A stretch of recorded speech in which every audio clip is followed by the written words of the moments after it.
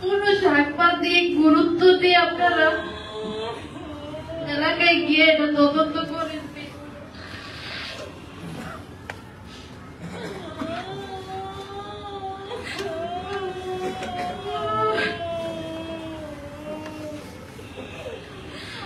আমি আপনাদের কাছে আকুল আবেদন,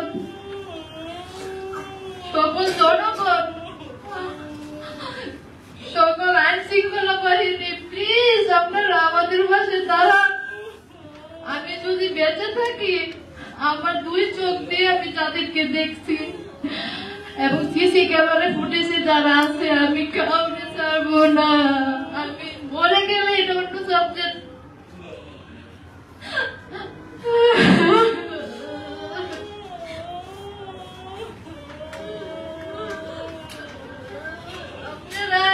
আমি কোন দল বিদল নিয়ে কথা বলছি না, আমি যতগুলা কথা বলছি সবগুলা কথা সত্য। আপনারা গোপন ভাবে গিয়ে তথ্য নেন প্লিজ। আপনারা আপনাদের মতো তথ্য নেন। আমার একটা কথা যদি মিথ্যে পান, জনসম্মুখে আমাকে ফাঁসি দিবেন, আপত্তি নেই। আমার এই বোনটা একটু সরল নেবেন, সে এত কিছু বুঝে না।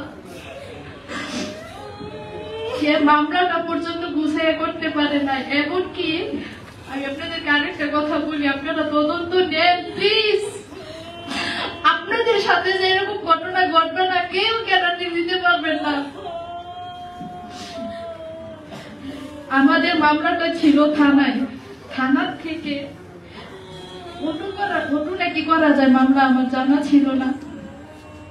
ইসুফ আব্দুল্লাহর বাবা আরিয়া, উপদেষ্টা আসিফের বাবা বিল্লাল মাস্টার নিজে মামলাটাকে থানার থেকে ডিবিতে নিছেন। আমার বোন কিন্তু ডিবিতে দেয় নাই থানা মামলাটা, ও কিন্তু এসব সম্বন্ধে বুঝে না। এই মামলাটা ডিবিতে নিয়ে উনি ওনার মন করার মতন কাজ করতেছেন। আয়ু আমাদের কারোর কথা শুনে না, আসামিরা প্রকাশ্যে এলাকায় ঘুরতেছে, উনি কোনো একটা আসামি ধরে নাই।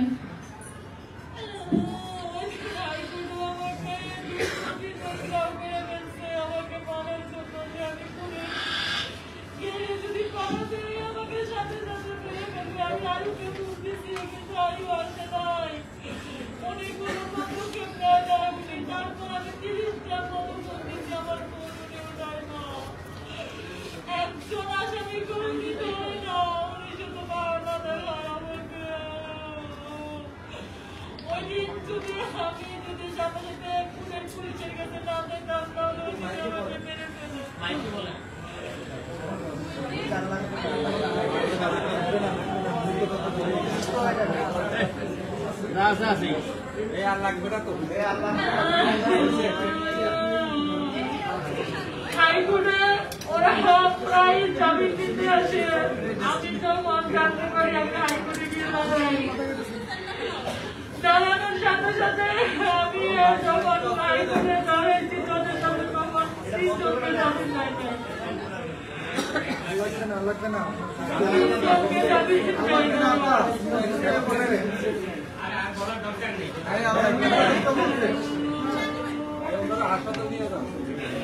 আমি যখন আয়ুকে বুঝতেছি, আয়ু আমি অনেক রিকোয়েস্ট করছি যে আমার আশা ছিল আসতেছে।